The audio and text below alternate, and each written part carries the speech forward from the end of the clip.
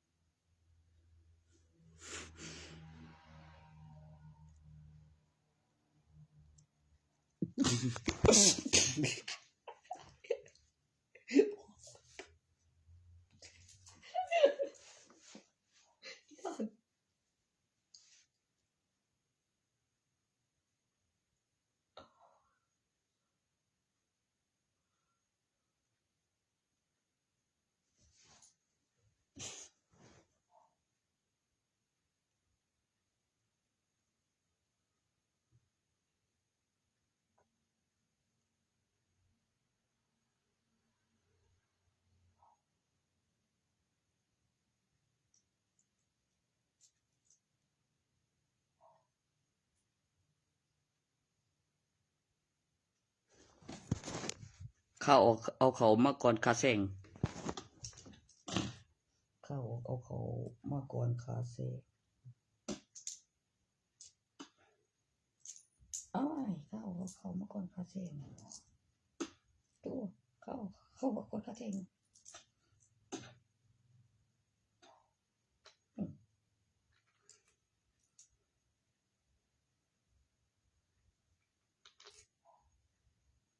ก็มึงที่คุณนี่แหละอุ้ยเข้ามาก่อนคาแซงเท่แท้ฉันเคยเห็น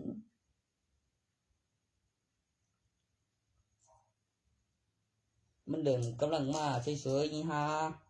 ถ้าอีกจักหน่อยเนี่ยบ่ในกระเป๋าบ่ยังดอกเป็นหยังกับมวยเหรียญ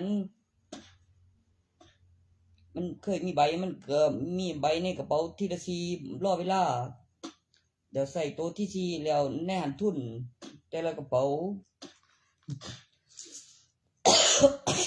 ช่วย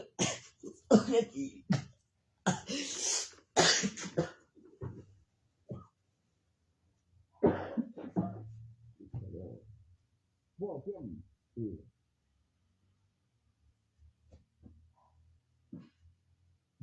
นี่จำสิ่งเวลา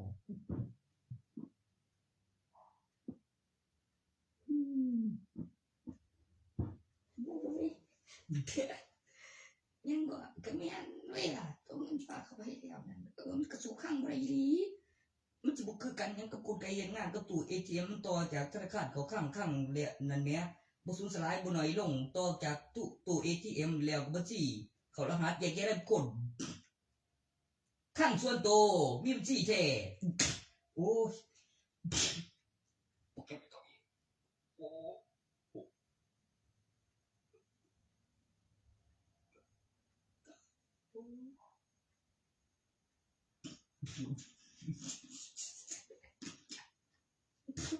ไอ้ข้างส่วนโตมันบัญชีแท้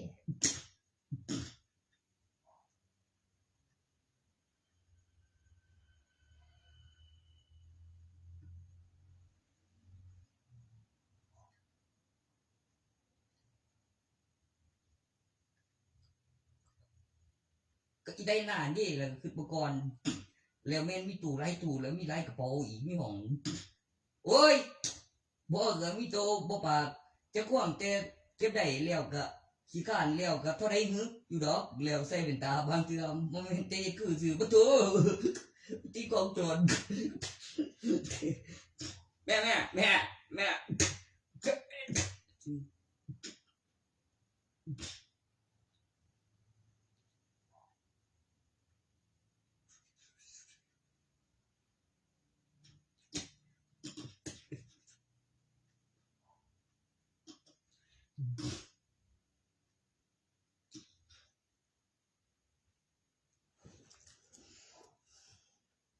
เธอได้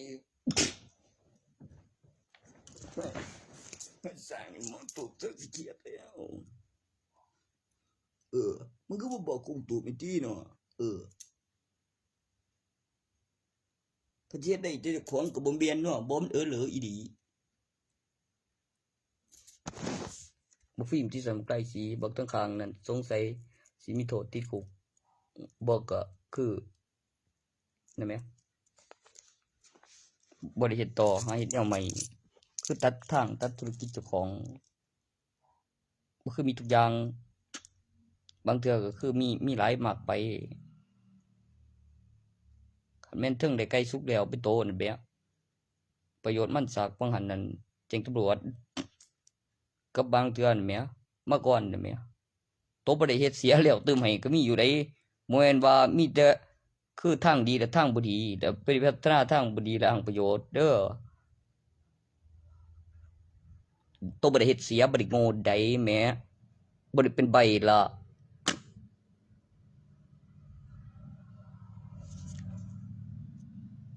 กูมีแผ่นป้ายการจดจำการพัฒนาจำนวนตัวเลขแล้วเอาขึ้นหันแล้วจังจะเอาไว้สัมผัสซึมมากับวัตถุแล้วก็ขึ้นรูปคนไปรูปปลุกเสกต้องได้แบบบอกแล้วมีสิแล้วซูนเบิ่งแล้วเพิ่มค่าแรงแล้วเล็งห้อยนำได้แล้วโผล่ขึ้นมาแบบมหัศจรรย์บ่แม่นห้อยพิมพ์แหมคือห้อยตอกแม่นห้อยลึกกว่ากันแล้วเป็นตำนานว่าขึ้นมาเองมากกว่าตอกเหรียญเดี๋ยวขึ้นศิลปะในเหรียญเดี๋ยวออกมาอีกเหรียญแหมมันต้องมีห้อยพิมพ์ห้อยตอก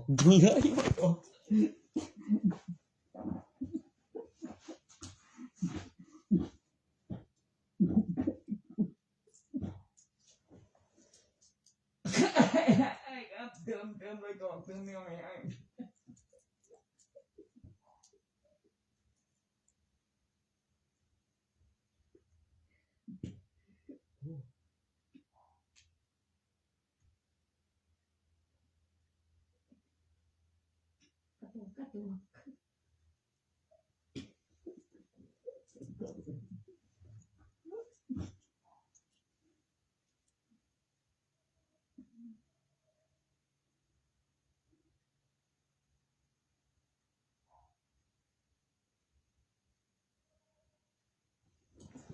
โตบริวีทิมซื่อแล้วมีหลักฐานแล้วมีพยานต่อจากบริษัทเสียนั่นแหมเอ้ากูซื้อได้เพิ่นว่าบ่กูคู่ด้วยว่าแต่บ่กูแจ้งตำรวจกูฆ่าพ่อตายไผกูฆ่าพ่อตายอยู่ไสบ่กูยังดีไกลอยู่งั้นกูเฮ็ดเป็นได้โทรบอกตำรวจดันแล้วก็บอกเพื่อนดันจนเพื่อนพ่อตายบ่ถึงทีล่ะโทษแนวใดน่ะบ่โทษมึงบ่ได้ตายแต่ว่ากูเฮ็ดเป็นได้แต่ว่าคือว่าถึงตายบ่ได้เสียทะลุกระแพงตกเก้าอี้ได้เข้าเต็ม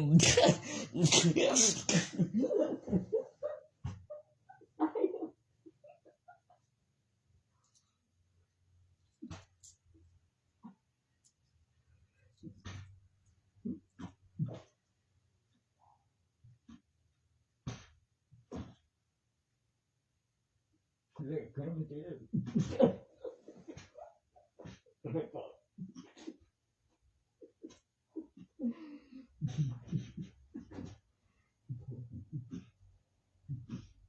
เลขครับเด้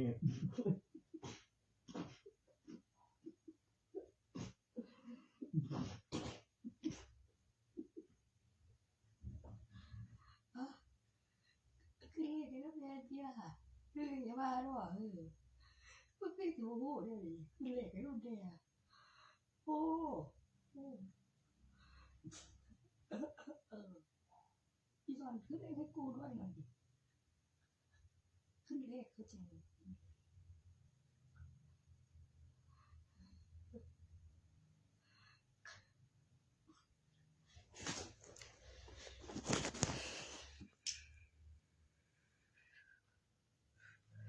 ขึ้นเลขค่าขึ้นเลขมันเอาอีหยังวะไปทุนแล้วมันจังสิแม่น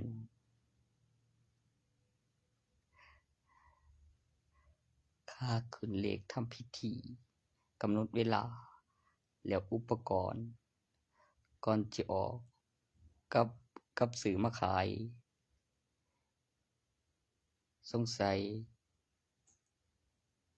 แมนยู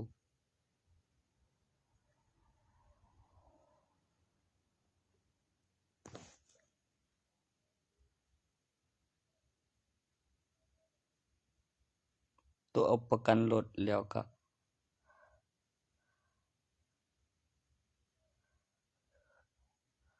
นะแม่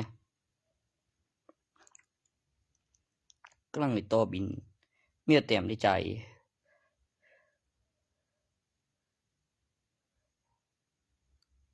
แต้มใจายยังว่าตัวได้มานั่น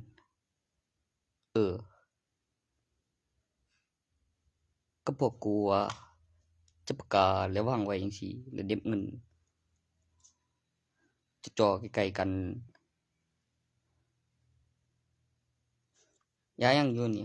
เงินก็ยัง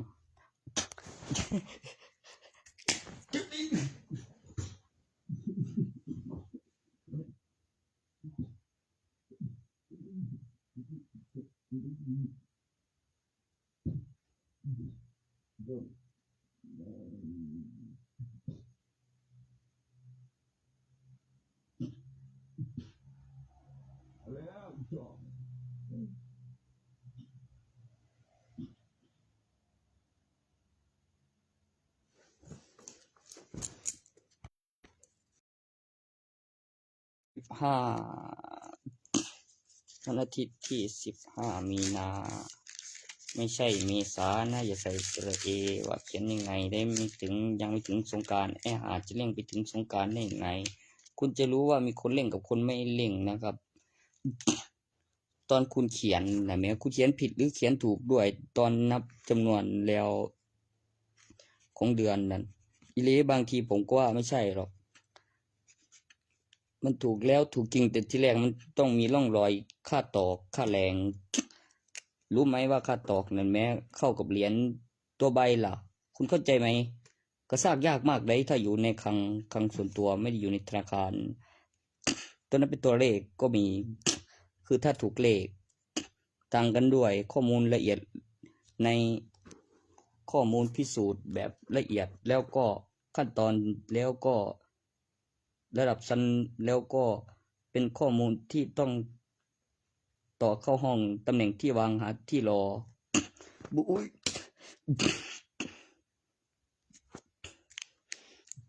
สแกนโค้ดโว้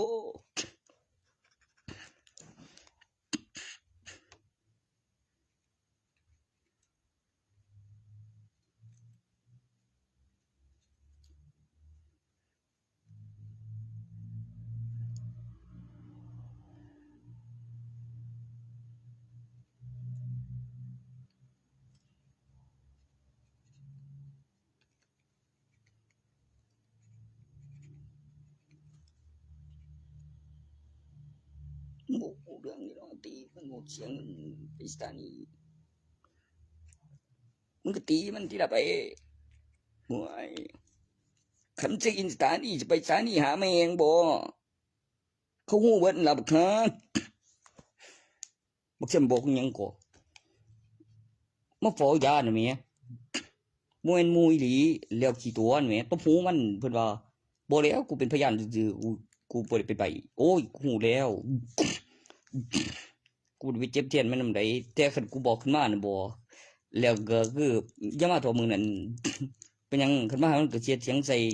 ห้วยบ่ถือกูจักแล้วเที่ยอยู่ดอกเสียงใส่นี่กูก็เฮ็ดหยังวนไปวนมาแล้วก็เปิดโทรศัพท์กูหน้าแม่นบ่แล้วมีโทรศัพท์เขาอีหลีอยู่ดอกโอ้เท่ดอกดิน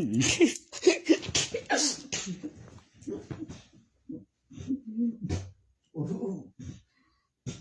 โอ้โห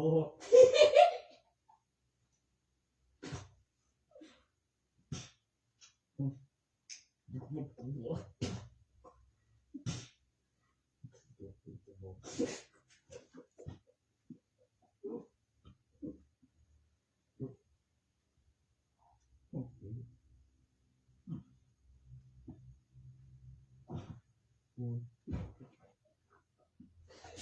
คือเข็มใหญ่นั่นมันคืออย่างแต่เราเข็มใหญ่นั่นก็ติดเกินไปมือกัน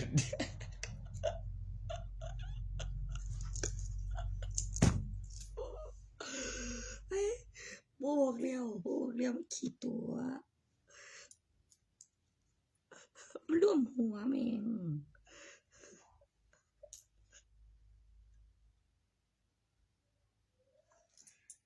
ขี้ตัวร่วมผัวเบาอีกต่างหาก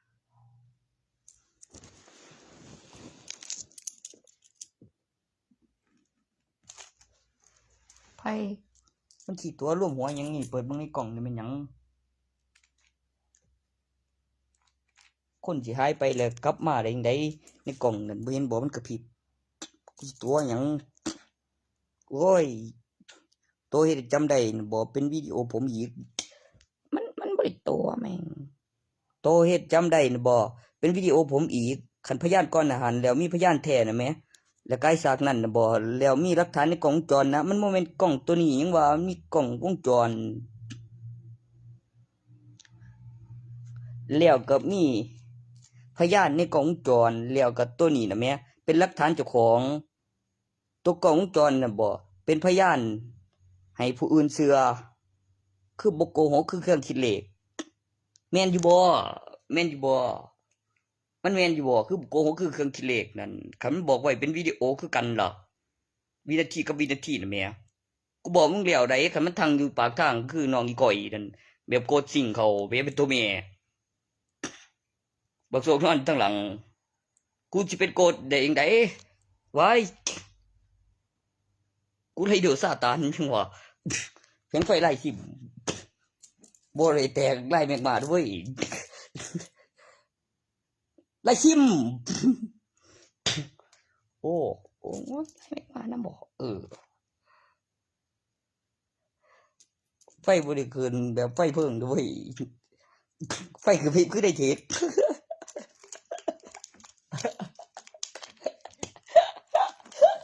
มึงก็รีวิวกันดิ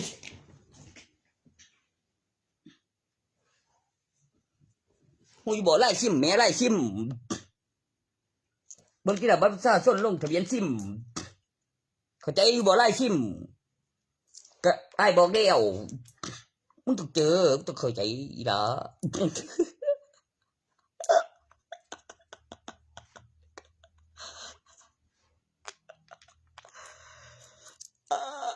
ไอ้ไอ้ซอน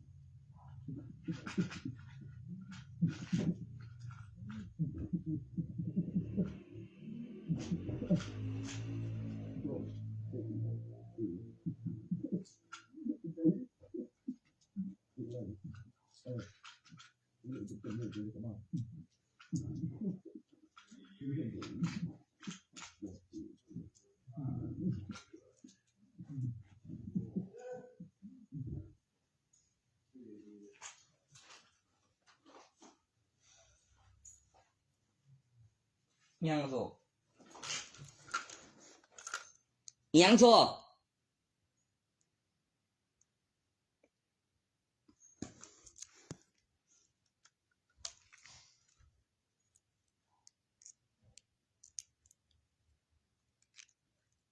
กูจะเสือแล้ว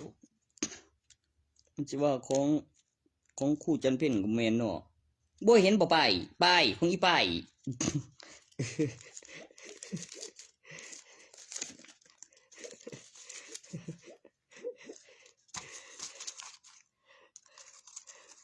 กูท่องมึงแล้วกูจังพอฮอดถึงไหน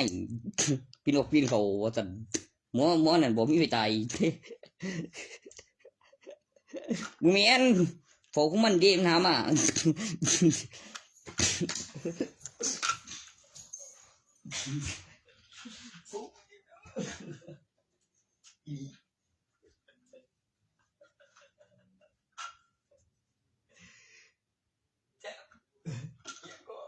กูเห็นแล้วว่าอีรถจะมาแล้วนะกูเรียกรถจะได้นั่นโอ้เฮ้ยไปเอิ้นมันอีรถจะได้มีอยู่อีใดหน้านั่นหรือมึงเห็นเป็นอีจ้าเออยู่บ่วายเอาไว้ลุงใส่บ่อีใดหน้าซาไปเครียดนำบ่จักเครียดนำดี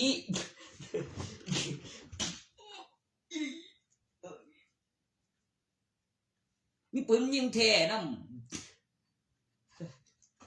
บ่เห็นมีแต่เสียงได้อีห่า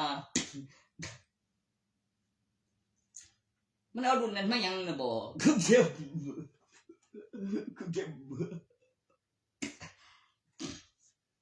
โอ้มันเอารุ่นนั้นมายังคือเจ็บง่อยแน่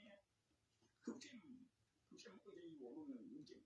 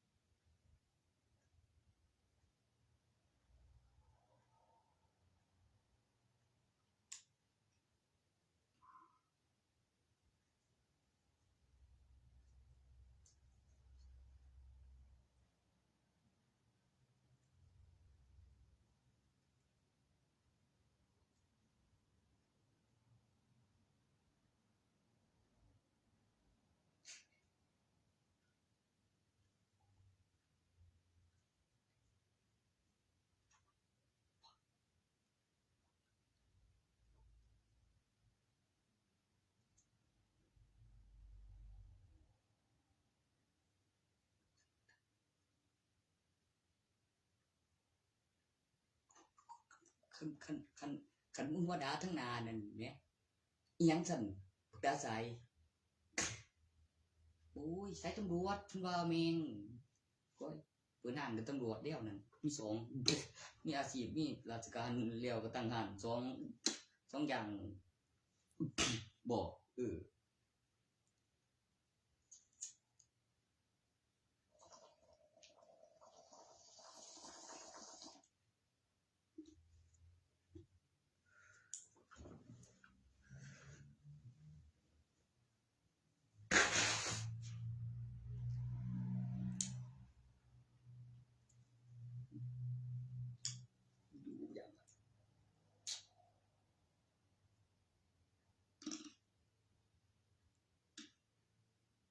มันเบิดมันเป็นหนี้จากนั้นถึกขังแล้วเขามีกล้องวงจรติล่ะของเขาดีเสื้อมันหยังวันที่เวลาเอาไปบ่โอ้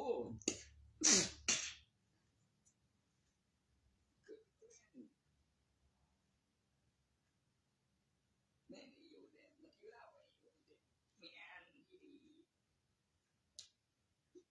ว่าคือดีผู้แจ้งว่าอยู่โกว่าอยู่ผู้แดงมาปีแม่10 ปีห่วย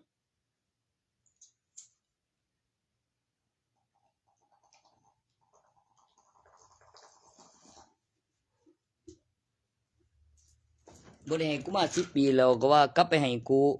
แล้วก็ว่าเงินบ่เสียแล้วมีบัญชีต่อนั่นบ่กูบอกเองก็ได้บอกซะกูอีกโอ้ย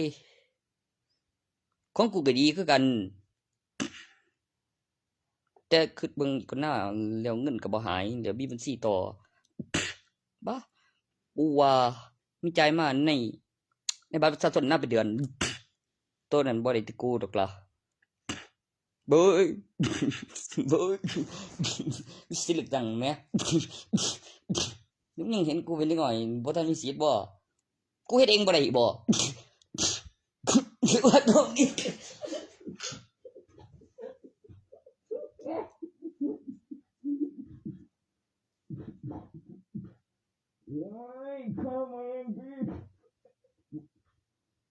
จะไปที่ไหน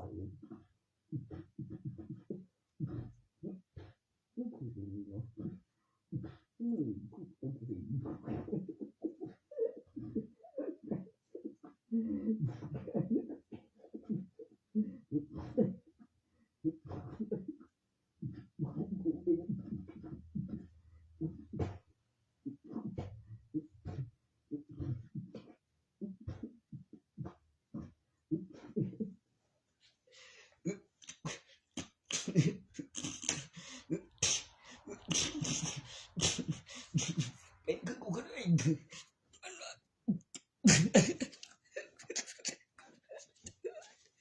ลูกมันเลือดตอนรีโมทกดไปเองมึงอัน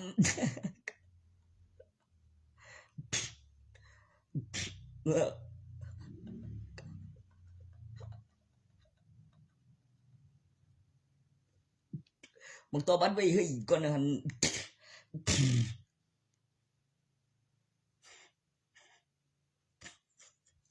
โอ้ย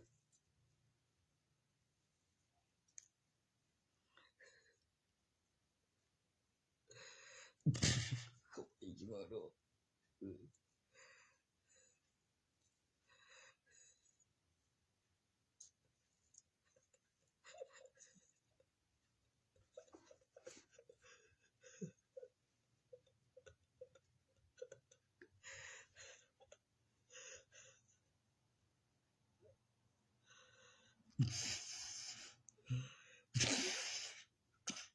เข้าบ่ได้จังว่ามึงตอนกูสิฆ่ามันไว้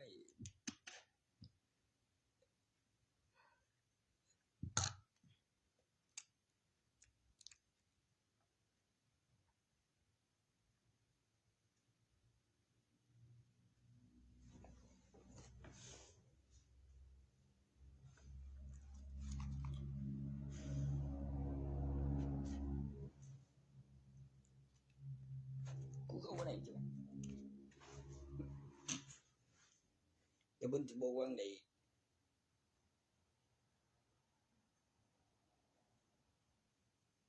ตัวนั้นมันเป็นเงินยาได้บ่บ่นะตัวใดเบิ่งเงินยาตัวมีบัญชีนั่นบ่ตัวมีสิทธิ์อันใดวะเงินยาโอ้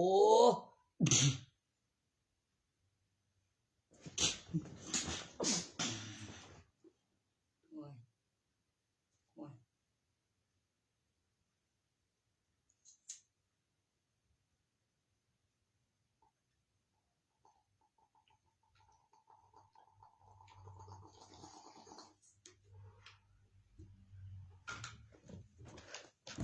ฮะตัวมีบัญชีน่ะบ่หรือมีเช็คถอนเงินแล้วจับมันจึงออกมาเหย้าเก่าทั้งหน้ามาถามว่าไผเอาไปมีตัวเลขบ่ซับไผหน้าหนึ่งเหย้าออกมาตอนจับสัมผัสแบบศูนย์แล้วมันเหย้าเก่ามีการขยับของอุปกรณ์มีเจ้าของเว้ย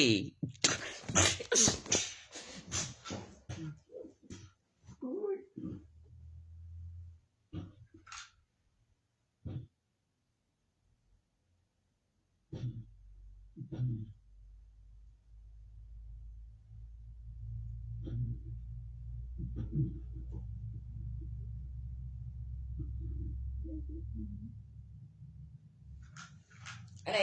แม่มึงผู้ใดล่ะกูสิฮู้เว้ยแม่งไผวะ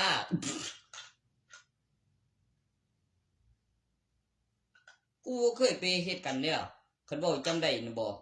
มึงเจอ428กับบ่ได้บอกตอนที่400ตอนที่428นั่นแม้ผมบอกจริงๆอยู่ขออภัยในการพูดผิดนะตัวที่ไม่ได้บอกแล้วโซแอคชั่นนั่นและพูดไหมถูกคือตอนที่ 147ของเทวดานาจรวยบุกโซแอคชั่นตัวบอกก็ว่าบอกส่วนตัวที่ไม่ได้บอกก็โซแอคชั่น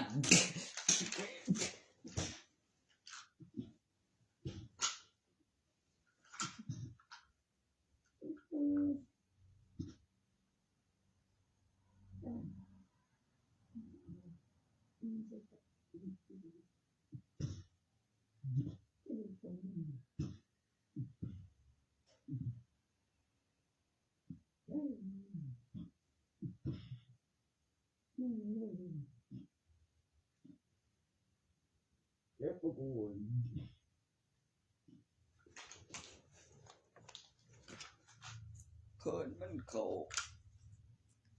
ถือแม่งบ่เจ็บโตกูบ่เจ็บโตกูว่าไงกูซ่อนเจ็บโตแม่ได้ว่าเจ็บโตแม่ดีขี้ตัวต่อเลยสายของเขาก็ลูกคูณเป็นสันหมื่นล้านวิส่งไปเล่นน้ำร้านกับก็ได้ซ้ำลูกเว้ยมันอยู่กับคู่คันลูกบอกก็คือมีวิดีโอสิไว้แล้วบอกไว้วิดีโอมันสิลืมแดงได้ต่อที่เอกสารแล้วยังไปแน่นแม้แล้วมีบินวิดีโอบินสำรองก่อนสิเลือกไว้แล้วฟังก่อนหน้าคำอธิบายของหันมีสิทธิ์เลือกตั้งมี ATM เป็นบัตรอุปกรณ์บ่แม่นบัตรประชาชนมีอุปกรณ์และบัญชีสำรองแล้วจำได้หามาแล้ววันที่เวลาโตนับแล้วก็ปฏิทินแล้วสิ่งแล้วฮอดไสนำบ่โอ้ยอธิบายก่อนอาหารขั้นตอนแล้วก็เหลือจะประกาศบ่วะเดี๋ยวขึ้นก่อนพวกเสร็จหยังวะ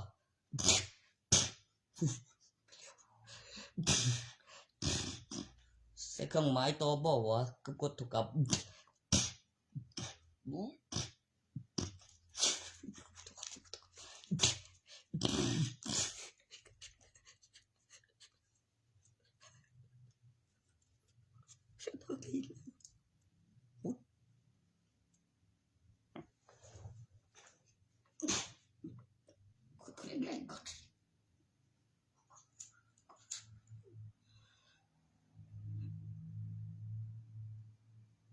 ตัวนั้นกูเก็บประจำเฮ็ดแล้วล่ะเดี๋ยวนี้มีหลักฐานตัวคิดมันก่อนน่ะบ่คือสิมีเอกสารก่อนหน้าบอกไว้หัวข้อโอ้ยตัวในอินเทอร์เน็ตกับ YouTube นั่นนะจำได้แล้วก็บ่ได้เฮ็ดให้ไผคงเข้าใจ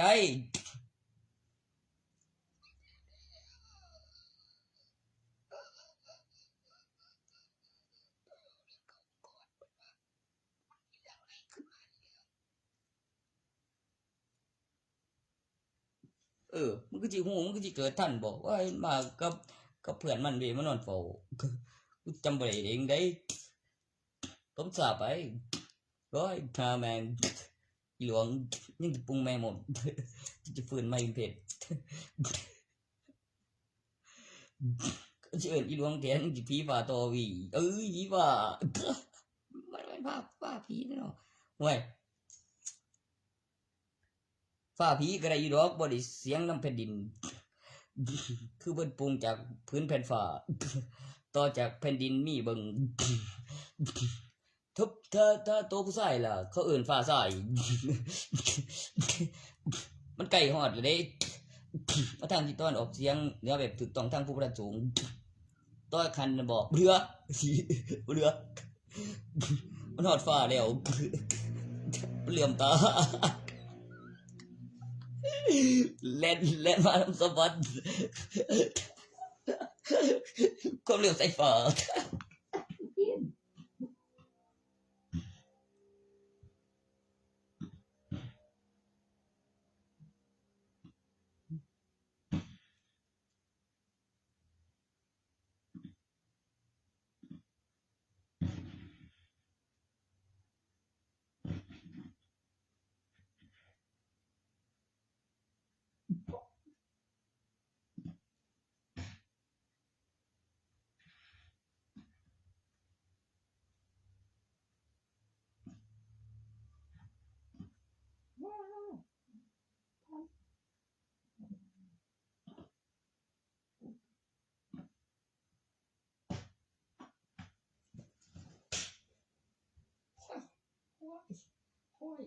อ้ยเป็นไงไม่ถอด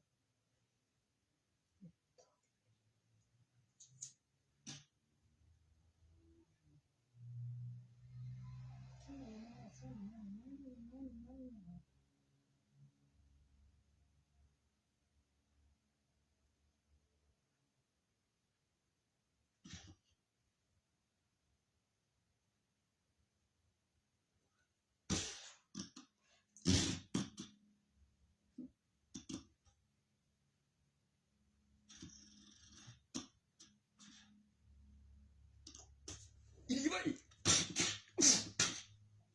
อีไว้ไว้อีไว้อีไว้บ่เอามาลงทางพอเอ้ย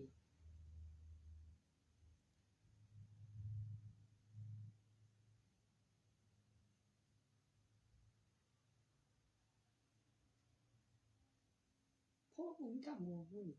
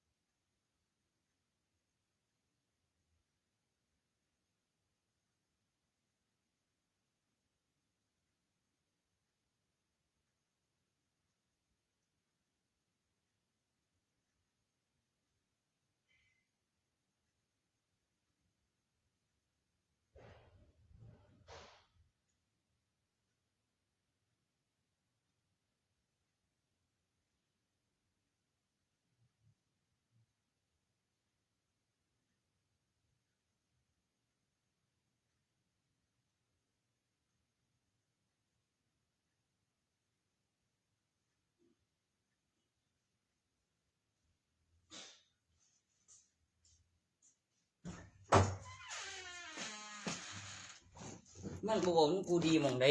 น่ะบ่หม่องกูลองอยู่บ่ครับในช่องมันย่อยแล้วหัวเปียกสิได้ซิมบังเจ้าเว้ยสวัสดิ์เขตหมอเงียบไว้พยาบาลเป็นพยานหลังจากนั้นเปิดร้านสอบรถไว้ตอนนั้นสิบ่รถจริงบ่มันบ่น่าเกลียดปานใดตัวข้ามกับตนเองเว้ยตัวละเอียดเนี่ยโอ้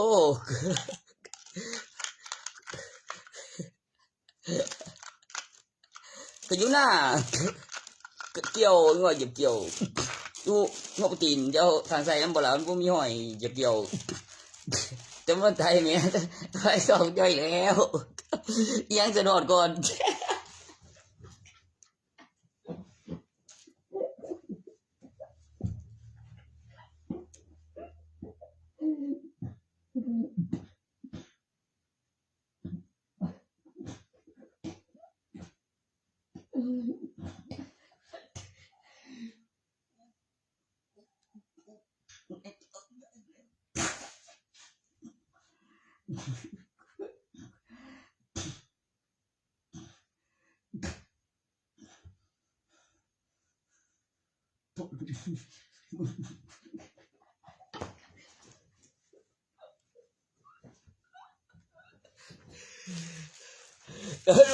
ดีนำในตัวนี้นี่จะมีหน้าตาดีบางเดือแต่มันรบบ่ดี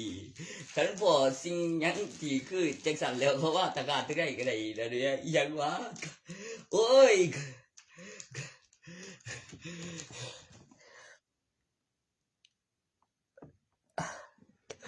ก็ยังว่าของมึงสิเอิ้นลูกๆนะแม่เขามาสิบ่ว่าลูกๆหลานๆเลยบ่ลูกๆหลานๆนี่ว่าลูกๆหลานของมันบักแซมนี่ลูกๆหลานคันขึ้นเทิงน่ะบ่มีเบิ่งมีหลักฐานโอ้คันลงล่างน่ะบ่โอ้ยพอนั้นน่ะคนกูจะจูงข้อยเบิ่งแต่บ่แน่ดอกคืนนั้นกูอาจสิเปลี่ยนชื่อใหม่ว่าปูสดจันหลานบ่ก็มื้ออื่นเช้ามามันก็ละมือกับมือเก่านำมันได้มีเอาอีกมีหลักฐานพยาน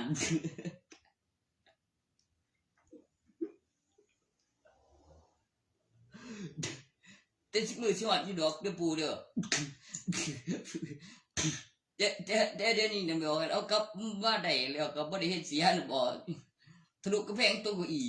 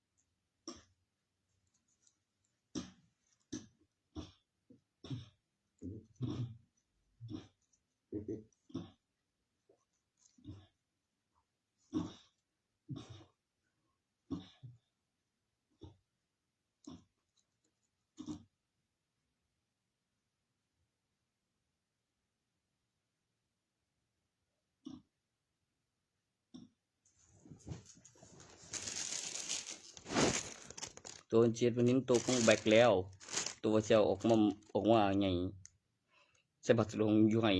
บ่อังเอาแต่กันของกูน่ะบ่กูวนดอกแต่กันสารภาพปานนั้นฮอดนับเลขเพิ่นว่า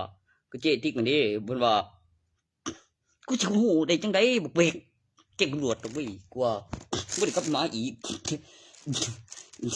แล้วก็ดูนั่นอยู่เจดีปูนั่นอยู่ทางล่างตัวบ่ได้ตายเผาได้ตัวตายถม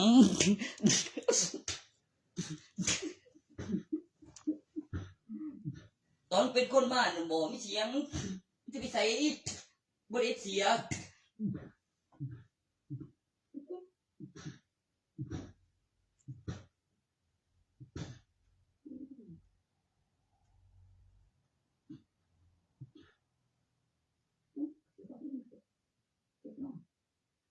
บ่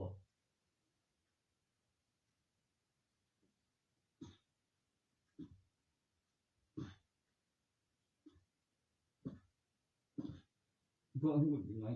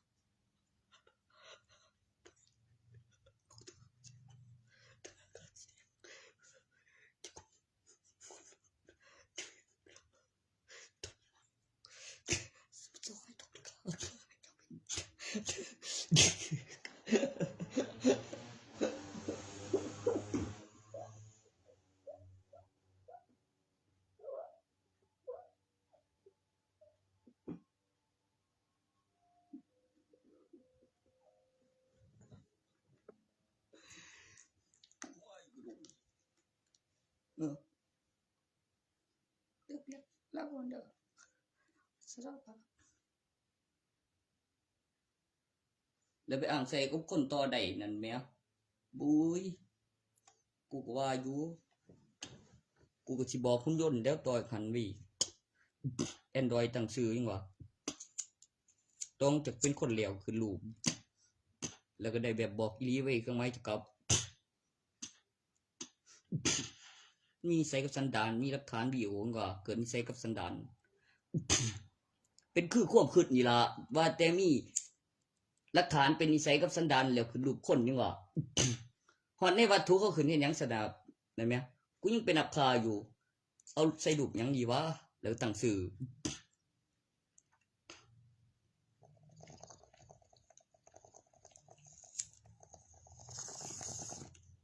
ก็คือนำวัตถุนำไฟฟ้าน่ะเว้ย มันจังสิดึงไฟมันจังสิเคยผ่านการใช้งานแล้วผ่านการนำไฟฟ้ามาแล้วบ่ว่าอยู่นี่คันมีข้างโทรศัพท์พุ่นเลยเว้ยนะมันอยู่บ้านมันต่อจากบัตรประชาชนข้างมันชี้แท้บ่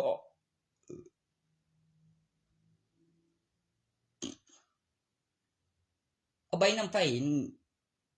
ดะบอกบ่ยากเลยตัวมันมีรูปคนในใบโอ้ยวิดีโอก็ได้ไปปักบอกที่เทียนยังเว้ยที่ถิ่มไปซื้อมือหลูคือไปก็เฮ็ดไปนำ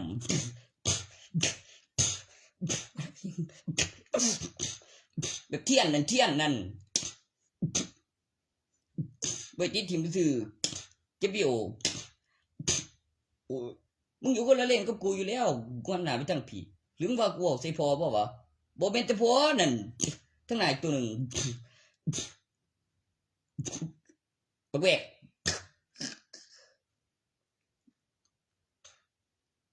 ฮอดเมืองเลยล่ะโตขาเอาเก็บกุญแจเขาไปได้ก็ความรู้สึกบ่ต่างกันปานใดดอกล่ะก็บ่ได้ย้านบ่ได้แม่นโจรก็มีห้องต่างหากก็บอกก่อนจะไป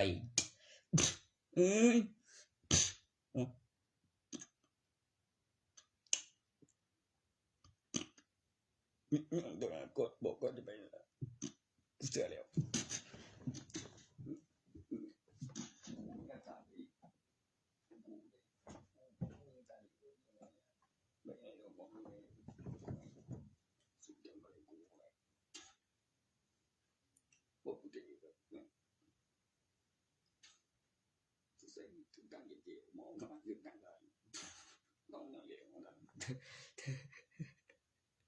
ฟื้นใหม่ๆบางหันบ่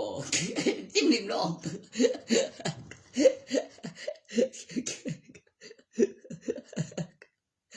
บ่ยถือความสบายมากคุณ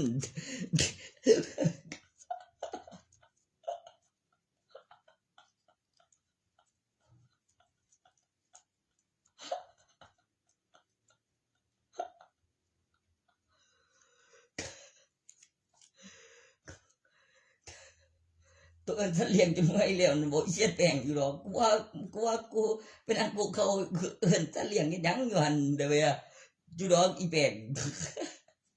อีเสียแป้ง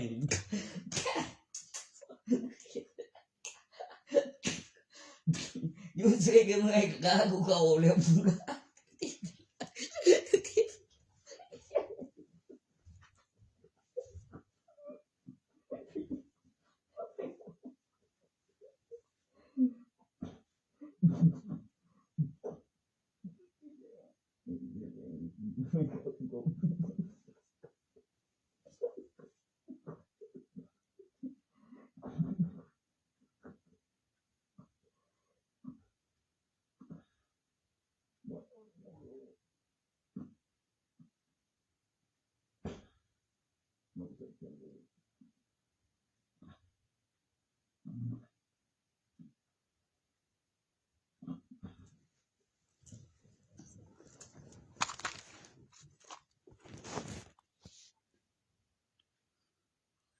ดีเว้ย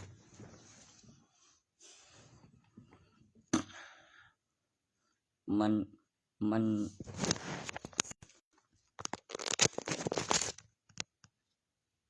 นขึ้นรูปมันมีบัตรประชาชนมีขึ้นรูปขึ้นภาพส่วนสูงกฎหมายหมายตามจับหมายเรียกตัวตามมากำหนดเวลาจบด็อกเตอร์พอดี31 ปีตอนนี้29 ปี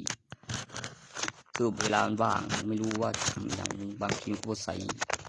บางทีก็เรียกไปวีไกใส่นั่นแหละแล้วก็ในความขึ้นคนตอบตอนที่ดูก่อนอีไก่ขี่ว่าเขาแจไปทางนั้นแล้วมีอีกไก่หนึ่งอยู่ตรงเถียงกับญาพยาน ของจอนมีน้องมันมีหลักฐานแล้วมีเสียงมีผลแล้วก็หาหมองมีเสียงมีผลแล้วคนตัว ไปตอบถามแท้อยู่ว่ายังมาไก่กูหาบอกส่งผัวไปหายที่แอมนั่นบ่ทันไปจังว่า เบิ่งเตลีลามันมาทางกองจดหมายนี่มันยังแกเอาไปขายก่อนแล้วก็คือจังสิเอาเงิน2เท่าแต่บ่ได้ลืมใดบ่แบบขาเอาคืนนั่นเว้ยมันบอกแบบขาเอาคืนแนวใดว่าอันบางหันเอาเงิน2เท่าคือบ่ได้บักหาแกะกล่องจดหมายแกะกล่องบ่วะแล้วก็ไล่หนีคือมันให้บอกดูหลายคือแหล่ง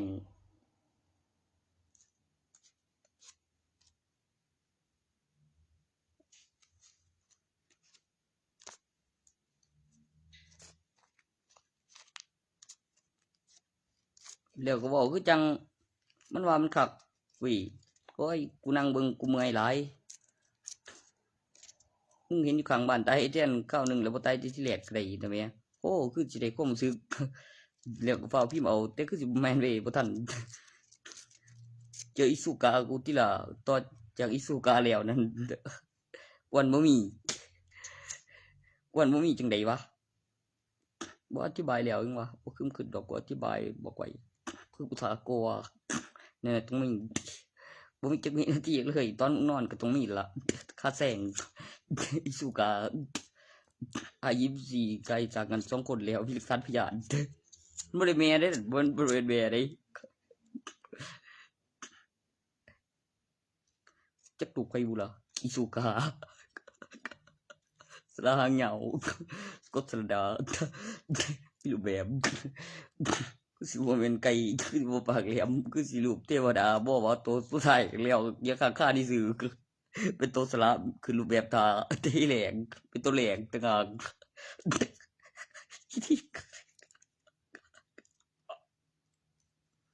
มึงว่าหยังจังก็ไก่หางเหงาบ่แม่น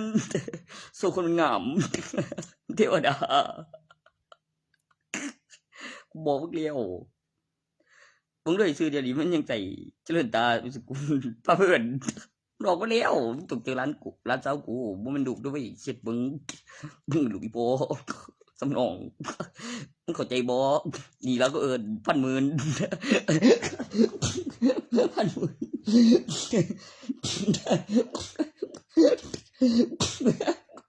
กูเด้อต้นมือเว้ย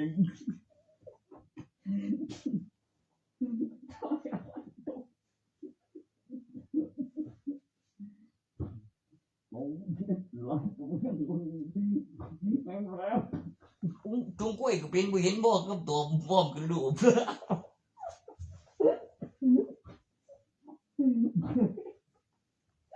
ดันสมรสขึ้นโค้งมันได้เบิดสูงสีแดงอันเองเพิ่นมีเครื่องสักคนบ่ก็คนนั้น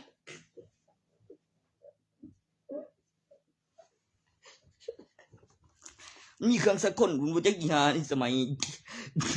บักเปียกเครื่องสักคนกว่าอีหานั่นเครื่องสักคนแต่เลย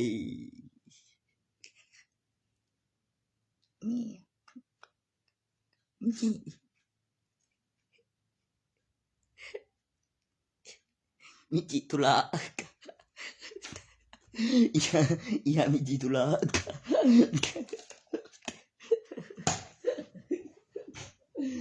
ตีกูมีจิตุระ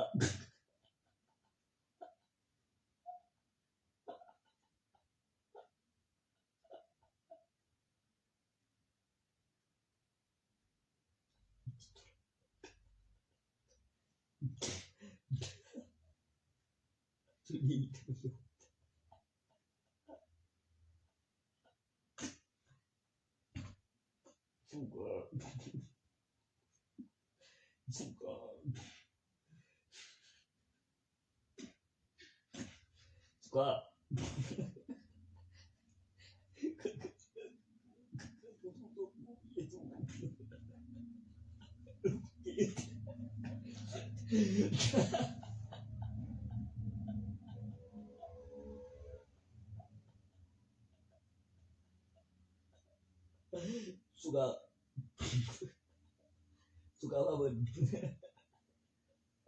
mungkin suka tu dah Isuka jadi suka apa nak kata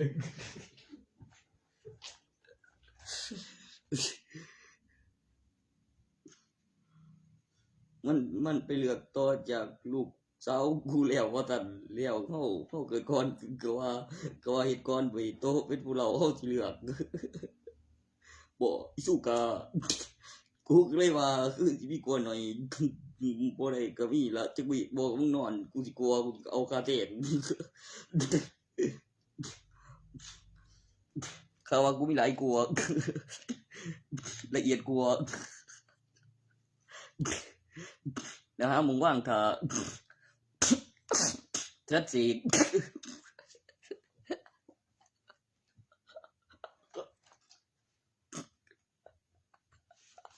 เขาว่ากูมีหลายกลัว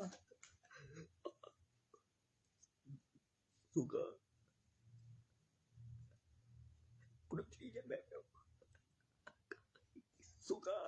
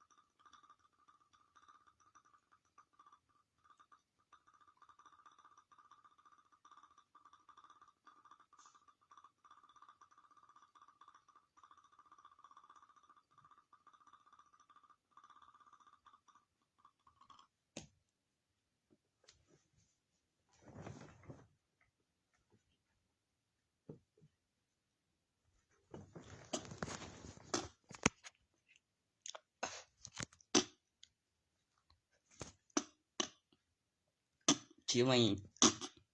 กดใส่เดียวบ่ถึงออกมาเฮ้ยก็จดทะเบียนสมรสต่อเปลี่ยนจากสกุลแล้วบ่จักเอามาอีกตัวหนึงแล้วข้าไปทางสายกลางอยู่ตอนนั้นแม่มุนตัวรอแต่สายกับสวัสดิ์กับเบื้องเฉยจะบ่ให้ดอกนะโอ้ยใกล้แล้วก็ต่างประเทศบ่เงินก็มีรถดี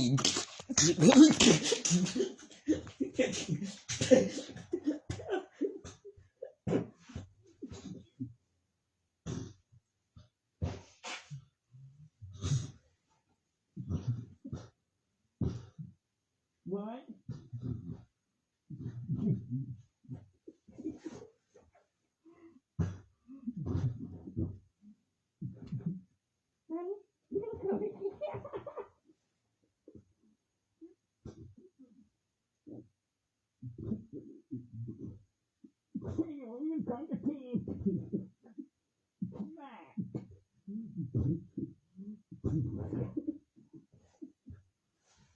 มันสิว่ามันมาหาพ่อหรือมันสิมาหาลูกบุล่ะเดี๋ยวมีแต่การหอดปีนเขาปีนออกเดี๋ยวโฟตั้งของมาเติมใส่บ้านดีๆ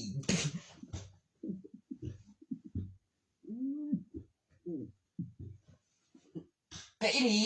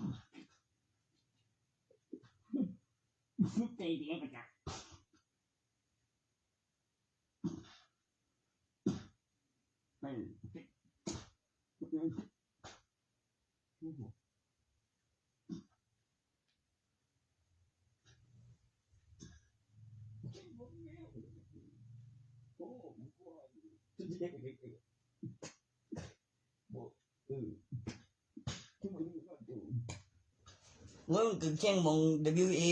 ล่ะมันเจอกูบอกก็พอแล้วล่ะทีนี้นะใส่นั่นแต่ว่าเมียเราเปลี่ยนสกุลแล้วเป็นนามสกุล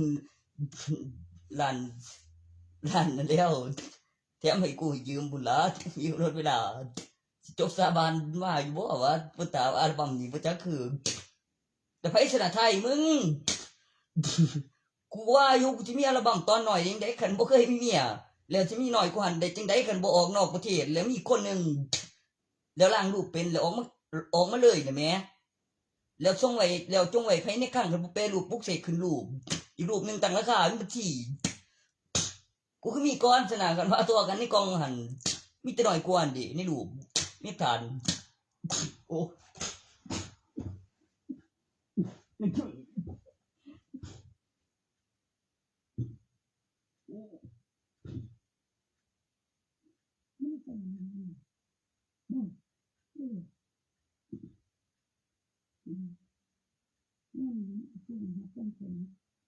บ่อัลบั้มขี่มอไซค์นั่นมันบ่เอาให้บักโศกซื่อๆมันบ่ปล่อย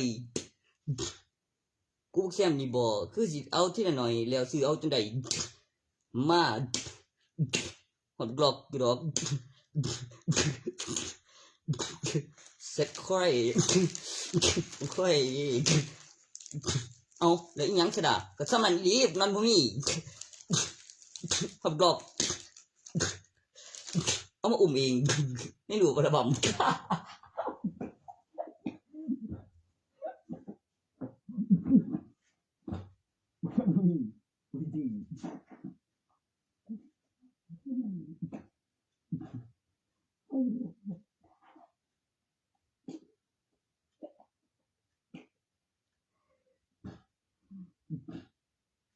บ่มาเลย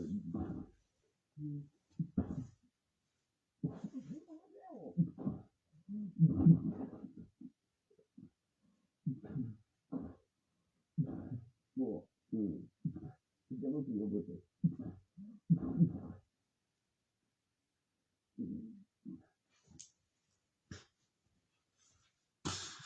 จะเหลือเดียวบ่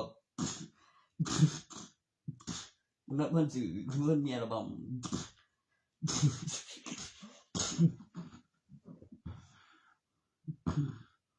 นั่น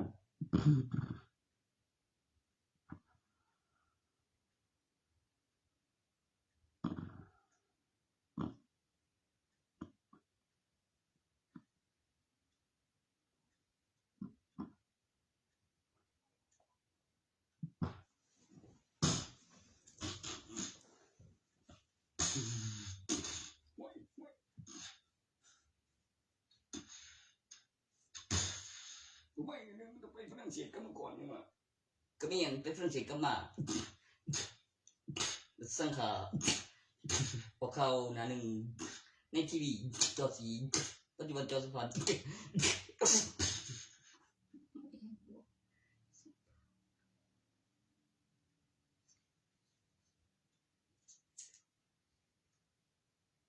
มันมีตัวตนมีวิญญาณเดิ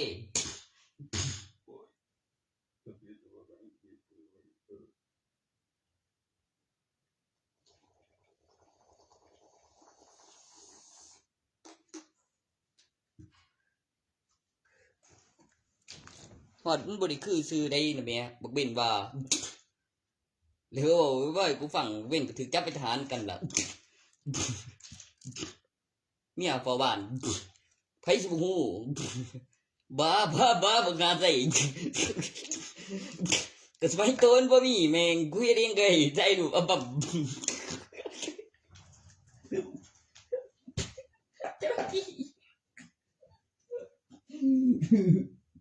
กูได้สังหารเมียกูบอกเล่นไป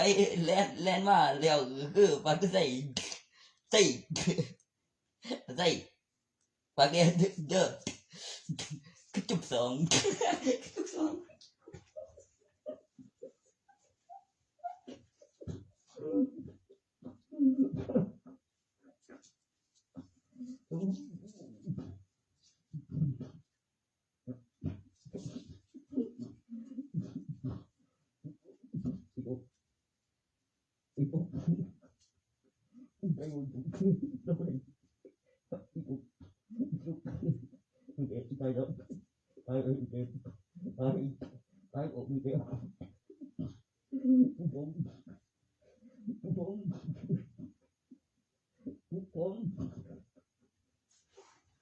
ลูกผมมันคือสิขี่ใส่แท้แน่นอนเลยกันผมมีผิวมันคือสิลอยเป็นวันนั้นเป็นแล้วเงินคนพิการได้ตัวเป็นวันนั้น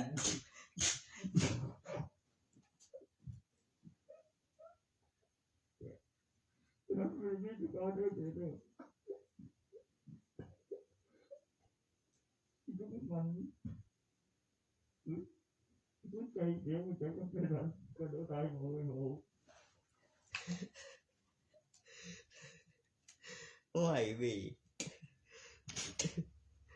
เห็นบ่ยืนกับเอวอยู่ตรงเตียงก็มีกองจรเนี่ยเขาไม่หน่อย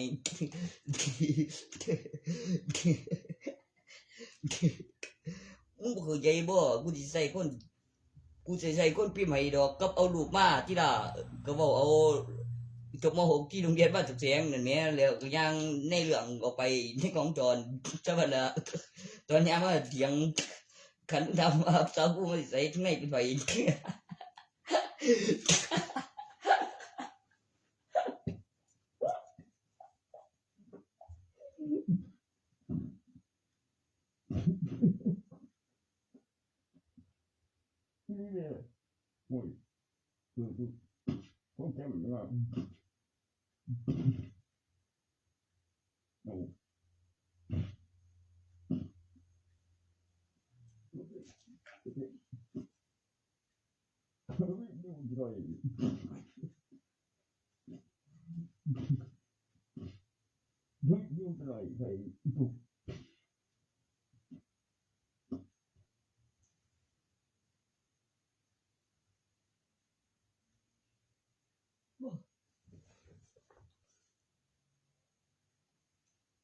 กูเป็นว่าอยู่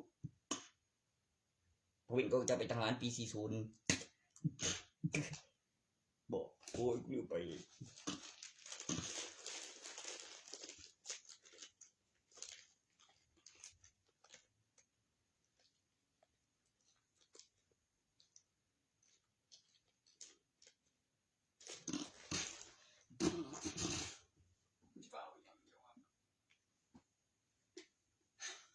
ตัวนั้นจะเอาเบี้ยหรือจะเอาลูกวะแล้วลูกชายเดียวคือน่ะใส่แม่นหางคือบ้องว่ามีอยู่แม่งเฮ้ยกูมีอัลบั้มรูปที่ล่ะอันนั้นบ่ใส่หน้ากากเลี้ยวคือเห็นนั่นเดี๋ยวมันได้ก็ดีที่โตตัดนั่นแบบส่งเขาโจทย์ลูกที่แม่อีกูน่าดีเทวดาพระเจ้านั่นหันโตนั่นโต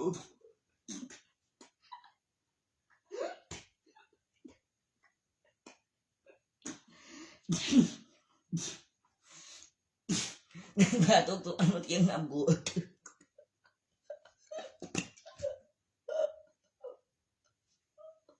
cái chỗ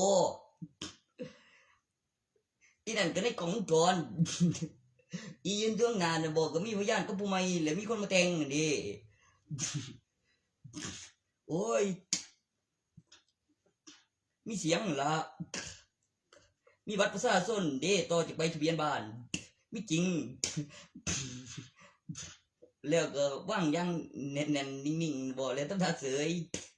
จำได้ทุกอย่างก็เบิ่งตัวเลขกับตัวอักษรเคลื่อนที่ลงสัญญาณเสียงเรียงแอคชั่นกับกล้องวงจรว่าปีไทยปี238นี่ก็โอ้ต้องหาไปแล้ว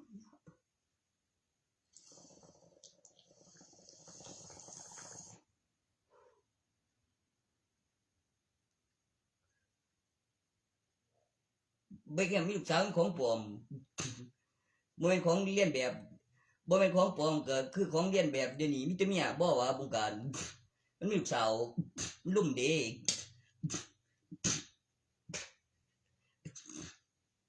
มันเฮ็ดบ่ได้บ่ทันมีลูกสาวพ่อมีให้เบิ่งน่ะแหมเรื่องที่มีเข้าข้างบ่ใจอ่อนขาสั่นบ่ใจอ่อนขาสั่นใจอ่อนขาสั่นย่านบ่ได้เฮ็ดให้ขาดทุนผู้ที่สามมันบ่ได้เครื่องนอนเกมประจำหันพ่อผู้ที่สี่มันมียิ่งไว้ใจอ่อนขาสั่นขาสั่นตายนอนสักเบาเอาแล้วมีห้องของใหม่แล้วก็ที่ไปพักต่อได้ต่อจากมีห้องของใหม่แล้วมีลูกชายบ่ก็เปลี่ยนได้คือถึงผู้ที่สามแล้วมันเป็นพ่อแล้วมันมีเมียแล้วเลือกได้แล้วมีกำไรทั้งสาม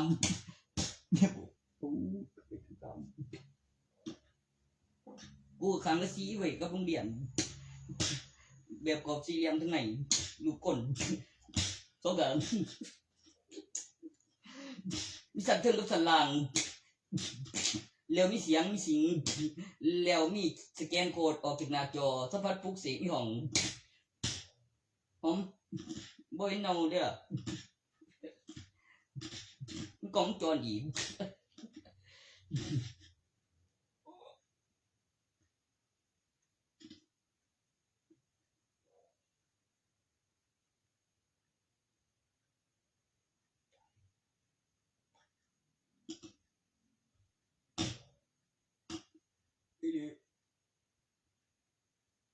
ตัวตนตั้งซื่อแหม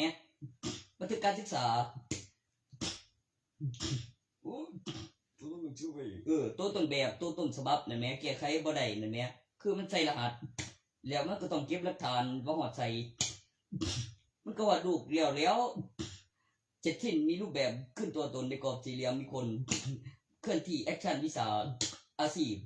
ต่อที่หลักการแล้วการคำนวณแล้วนั่งคิดแล้วขึ้นหัวข้อแล้วฟิวชั่นเซิร์ฟเวอร์แล้วซื้อกิวสวนทางแล้วมากับซื้อกิวเป็นข้อความแล้วไอเทมเก็บหลักฐานพยานมีแน่นอนหลักฐานไม่โกหก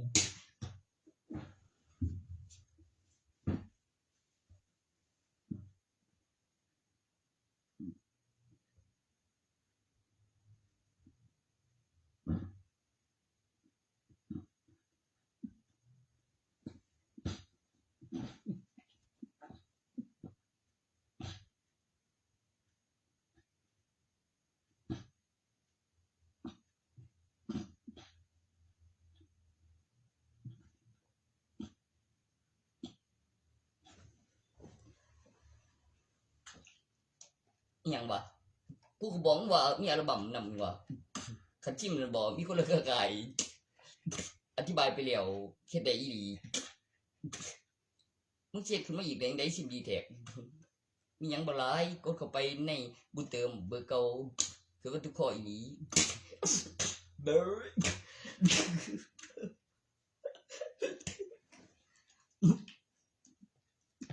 หยังลักษณะหยังวะ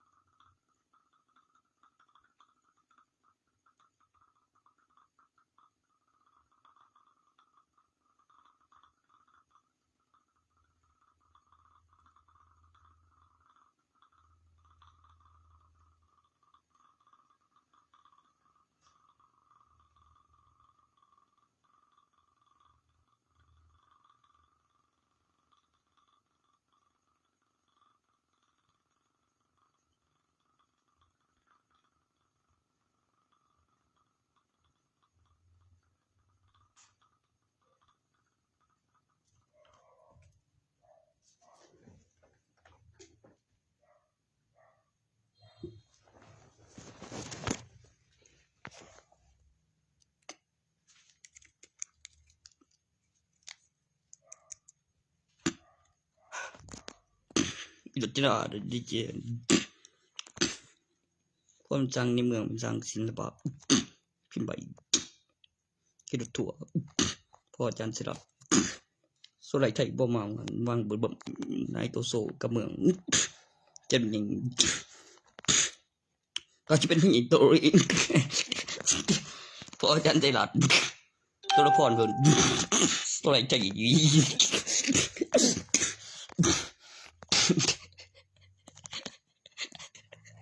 กระดานว่าวิทยาลัยใช่ว่าไงสัตว์ห่วยสิฝากไผวัดซานบุกส่งเข้าไปก็มาเหลียวดิ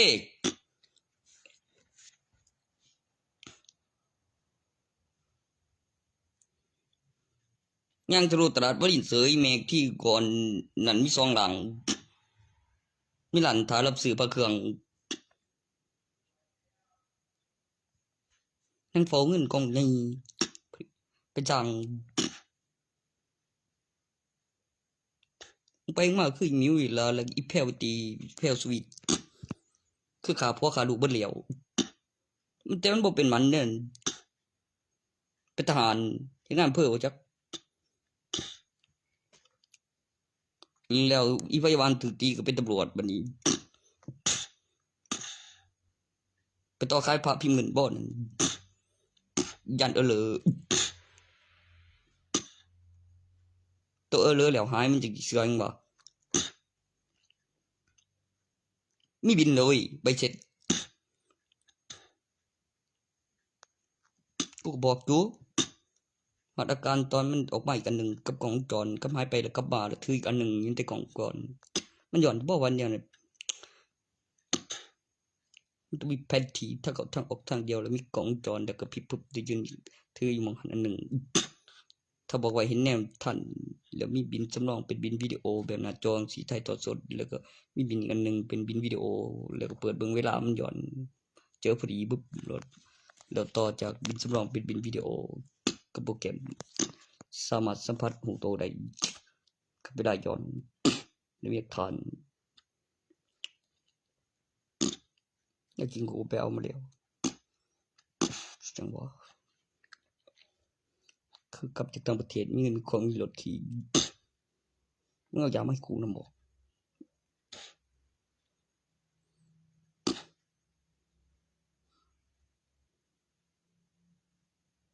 ต้องไปใส่ฟักจังหวะมันเป็นที่คุกอีกจริงใด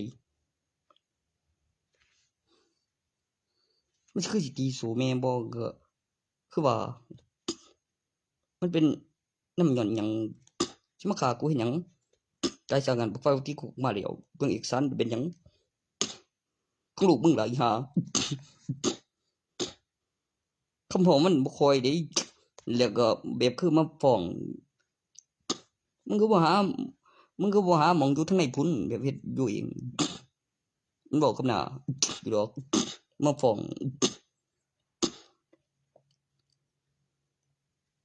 อีกตัวหนึงเมื่อคืนนี้บ่มีแต่ก็ยังเหลือบาปเนาะแลกอีกเนาะมันแม่แลกอีกเนาะที่ละกับเท่านั้นกูก็ว่าอยู่คันว่านี่บ่มีมันคือสิมีบาป